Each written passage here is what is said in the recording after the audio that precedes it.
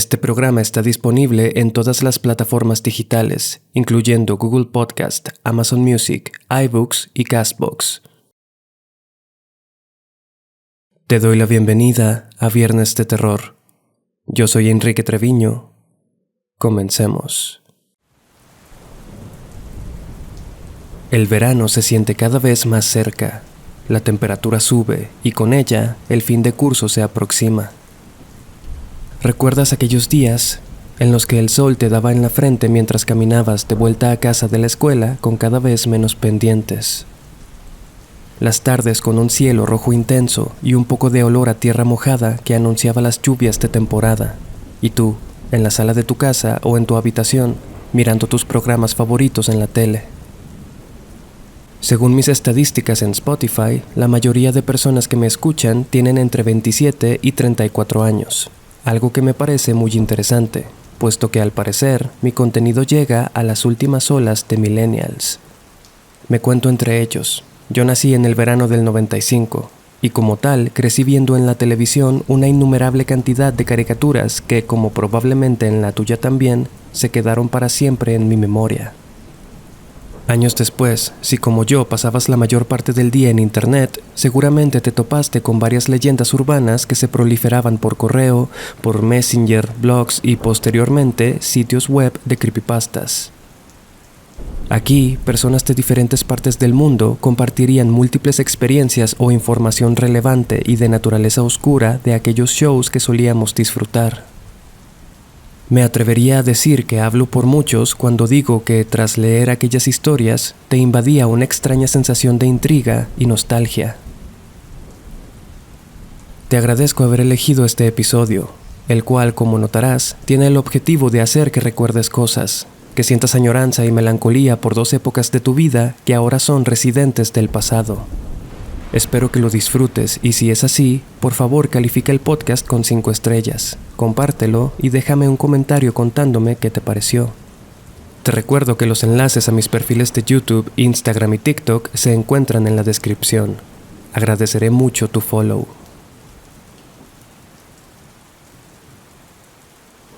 Sería complicado establecer el origen del término Lost Media. Sin embargo, este comenzó a ganar bastante popularidad en el año 2010, con la creación de sitios como Lost Media Wiki. Es en este contexto cuando un rumor comenzó a esparcirse. La serie infantil Rugrats contaba con un episodio perdido. Si bien muchos creadores de contenido han hablado ya de este tema, yo me di a la tarea de investigar un poco más a fondo, tratando de incluir datos que a veces se descartan. Lo primero que hay que saber acerca de este supuesto episodio es que no hay nada que confirme al 100% que la historia sea verídica, ya que la información es algo contradictoria, aunque sí, gracias al rumor se descubrieron algunas prácticas bastante curiosas de los equipos creativos de dibujos animados. Esta historia es protagonizada por Steve Russell, un productor e ilustrador que ha estado a cargo de producciones como The Wild Thornberrys, Invader Sim y, por supuesto, la entrañable serie Rugrats. Aventuras en pañales. Era el año de 1998, cuando el equipo de producción de Klasky, la empresa encargada de producir la serie, inició lo que en el medio se conoce como un Storyboard Jam. Esto es básicamente la creación improvisada de un episodio no oficial en la que cada miembro del equipo hace una pequeña contribución. Es decir, se arma un storyboard en el que cada artista dibuja 2 o 3 cuadros y se lo pasa al que sigue. Esto, según cuenta Russell, tiene el objetivo de liberar tensiones y estrés. Por lo tanto, los dibujos tienden a ser versiones retorcidas de los personajes, involucrándolos en situaciones explícitas. Steve Russell publicó su versión de la historia en LiveJournal, pero por razones desconocidas, la publicación fue eliminada. Sin embargo, se pudo rescatar cierta información. Contaría el ilustrador que un día le pasaron el storyboard para que hiciera sus contribuciones. Al principio lo miró con disgusto. El documento describía la escena como, y cito, Angélica siendo una perra con Tommy. En los dibujos, Angélica le exigía traerle una bebida de la cocina, a lo que Tommy accedía de mal modo. Tomaba entonces un vaso y lo llenaba de comida para perro y destapacaños, para después volver con Angélica y dárselo. Fue en este punto cuando Russell comenzó a participar. Antes de que Tommy le entregara el vaso a Angélica, su madre, Didi Pickles, entraba en escena, interrumpiendo su plan y diciéndole que era muy temprano para tomar jugo. Esta página, supuestamente, la número 3, fue la única que Russell habría podido recuperar. Pero continuando, relata el artista que lo normal es que cada quien añada 3 o 4 cuadros antes de pasarle el papel al siguiente, pero por alguna razón, él se dejó llevar y elaboró 12. La escena continúa con Stu Pickles, el padre de Tommy, llegando furioso y empujando a Didi mientras le dice: «Fuera de mi camino, perra estúpida». Luego se dirige a Tommy, le arrebata el vaso y le dice: «Paga tributo al macho alfa de la casa, pequeño vividor». Posteriormente comienza a beber el líquido, mientras Tommy, al verlo, comienza a tener una especie de ataque epiléptico. Angélica, quien observa la escena, le dice: «Vaya tío Stu, no sabía que eras tan fuerte. Te amo». Lo que sigue son unas palabras bastante grotescas del personaje hacia su sobrina, para después mostrar un acercamiento directo a su entrepierna, exponiendo de forma explícita sus genitales. En este punto, el storyboard pasó a manos de otros artistas, quien estaría en el toque final elaborando una escena en la que estos dos personajes tienen relaciones sexuales. Contaría Russell, supuestamente, que tras ver el resultado, supo que habían ido demasiado lejos. Un día, un miembro del equipo estaba llevando el storyboard para mostrárselo a la producción que trabajaba en The Wild Thornberrys. Sin embargo, el documento fue interceptado por un productor ejecutivo, quien tras observarlo, perturbado, simplemente lo confiscó. De acuerdo con la historia de Russell, ese sería el final del asunto. Esta extraña anécdota, sin embargo, saldría a la luz con los años, y con ella el mito de que dicho episodio titulado Incredible fue realmente producido y transmitido. Esto claramente es falso. Sin embargo, el testimonio del mismo Russell, junto con algunos archivos que puedes encontrar en internet, le dan bastante veracidad a esta historia.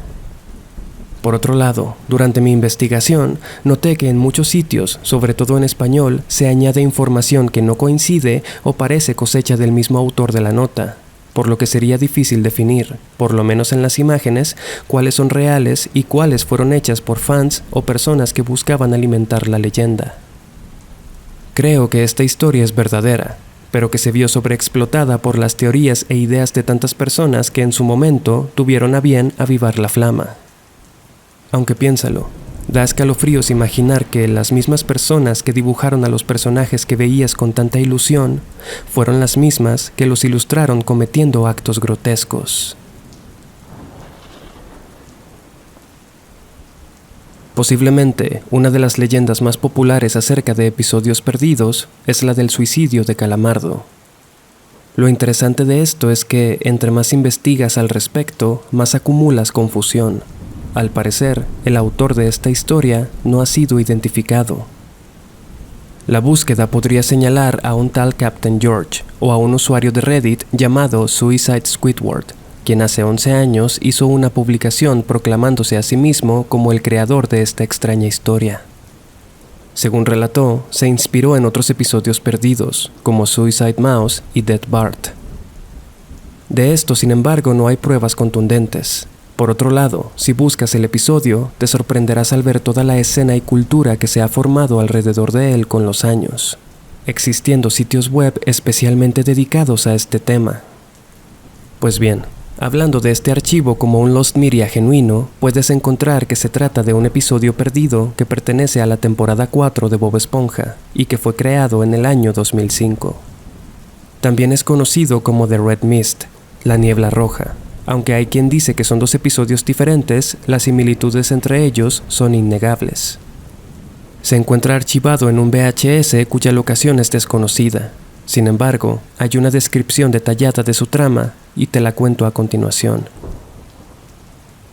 El intro es el que todos conocemos. Se aprecia la transición de las burbujas ascendentes y vemos en primer plano la calle Concha de fondo de bikini, con la casa de Patricio, Calamardo y Bob.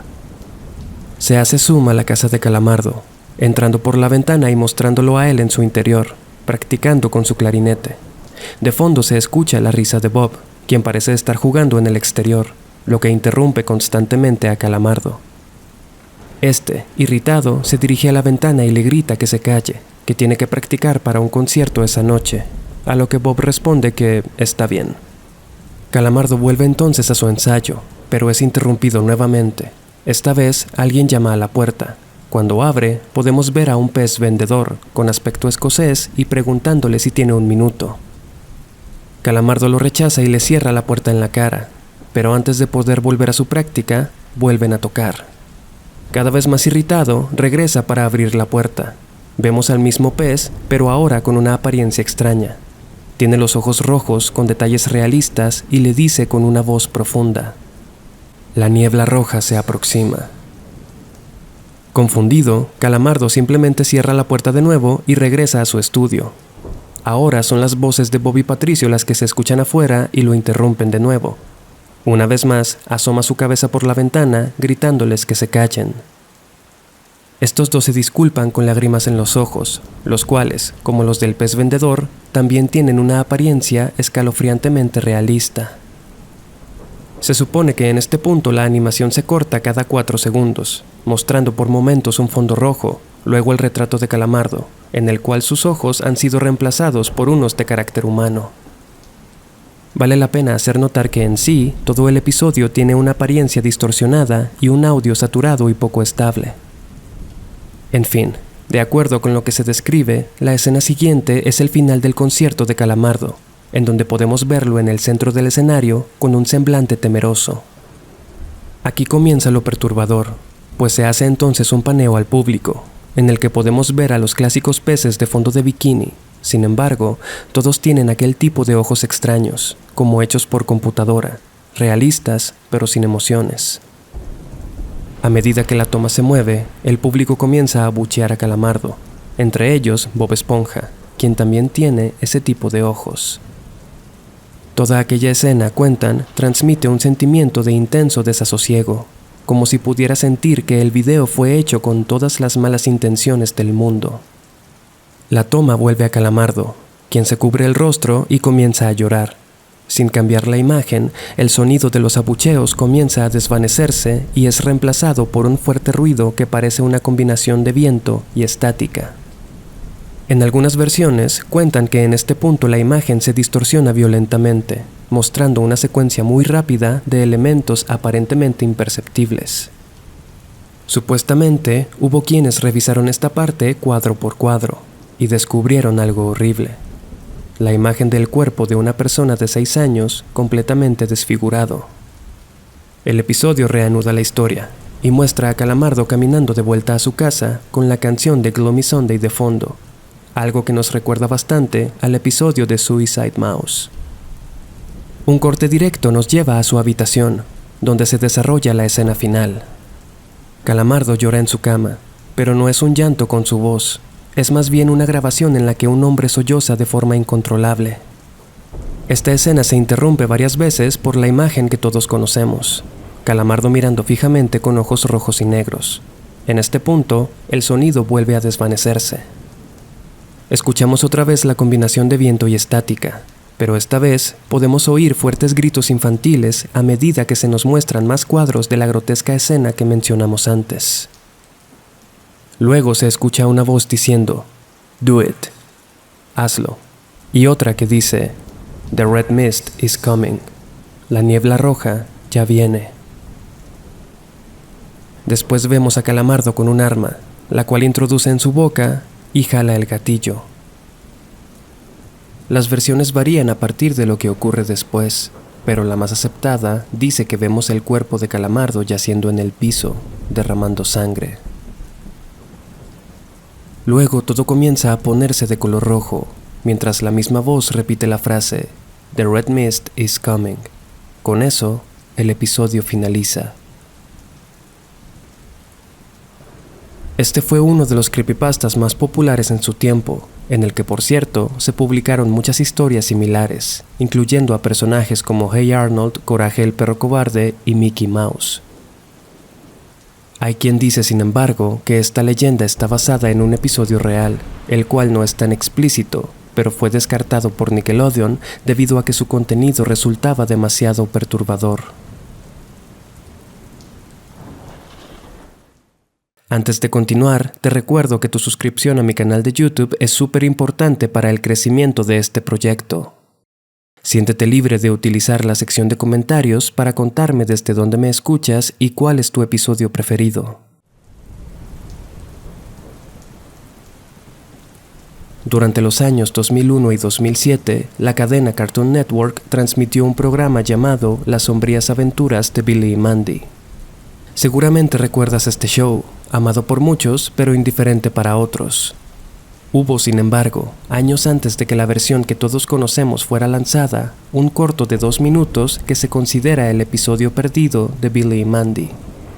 Cuando Maxwell Atoms, el creador de la serie, estaba en la universidad, tuvo como proyecto la creación de esta caricatura. Solo fue proyectada una vez, en el año de 1996, y ya se mostraba a Billy y a Mandy, aunque de una forma muy distinta. Este corto se titula Billy and Mandy in Trepanation of the Skull and You. En español, Billy y Mandy en la trepanación del cráneo y tú. Un título bastante curioso en mi opinión. Bueno, la animación sigue un formato en blanco y negro, como imitando la televisión de los años 50. Vemos a Billy caminar por la calle y toparse con Mandy, que en esta versión tiene una actitud mucho más positiva y está siempre sonriendo. Billy la saluda y nota que tiene un par de vendas en la cabeza. Tras preguntarle si estaba bien, esta responde que sí, que está de hecho muy bien, ya que había sido trepanada. Billy le pregunta qué significa eso, y Mandy le cuenta que nuestros antepasados utilizaban la trepanación haciendo agujeros en el cráneo con un martillo y clavos. Sin embargo, dada la falta de tecnología de la época, esta operación tenía frecuentemente efectos secundarios negativos, es decir, la muerte. Luego, mientras saca un taladro, dice que gracias a los avances actuales, la trepanación es mucho más fácil de hacer. Le explica a Billy que debido a un error evolutivo, los cráneos humanos son demasiado pequeños y comprimen nuestro cerebro. Abrirle un pequeño agujero puede liberar esta presión y hacernos sentir mejor. Solo por si no lo sabías, la trepanación es uno de los métodos quirúrgicos más antiguos y misteriosos de la historia. Se remonta incluso hasta la prehistoria, y los motivos de su existencia siguen siendo tema de debate. Algunos dicen que se hacía para aliviar la inflamación cerebral, drenar hematomas e incluso con fines rituales. El corto continúa con Billy pidiéndole a Mandy que trepane su cráneo también, porque desea sentirse igual que ella. Sin pensarlo 2 veces, Mandy usa el taladro para perforar la cabeza de su amigo, el cual, después del procedimiento, se queda unos segundos con la mirada en el vacío mientras pierde bastante sangre. Luego le dice a Mandy que en efecto se siente diferente, aunque algo mareado. Posteriormente se queda con una expresión perdida y sonriente, sugiriendo tal vez los efectos de una lobotomía. La animación termina con ambos personajes despidiéndose del público, y Mandy recordándole a los niños que sus padres deben ayudarlos cuando utilizan aparatos eléctricos. Este corto no fue exhibido de nuevo y se convirtió incluso en una leyenda urbana. Sin embargo, en el 2016, a 20 años de su creación, Maxwell Atoms anunció que lo mostraría al público en formato digital. El 30 de abril de ese año se proyectó en el festival Trum Animation. Debo decir que este corto dista mucho de tener las características adecuadas para la televisión convencional de hoy en día. Puedes verlo en el canal de YouTube de su creador.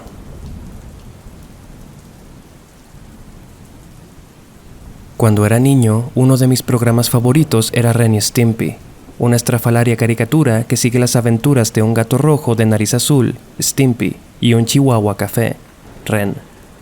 Este show infantil ha estado envuelto en polémica prácticamente desde sus inicios. Su creador, John Kricfalusi, estuvo a cargo de su dirección durante las 6 temporadas que duró, de 1990 a 1996.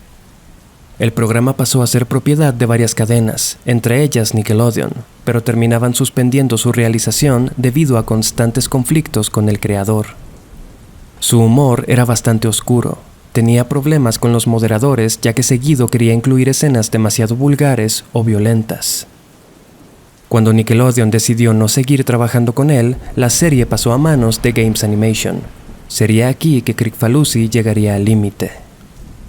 presentó un storyboard con 8 minutos de un episodio llamado Life Sucks, La vida apesta, el cual sería la razón de su despido definitivo. En este documento vemos primero a Stimpy en su jardín, cuidando sus plantas, saludando ingenua y felizmente a las flores, los insectos, etc. Se le veía especialmente feliz y meloso, hasta que llega Ren, el cual de por sí tenía siempre una actitud pesimista y amargada. Ahora parecía mucho más molesto y tenso.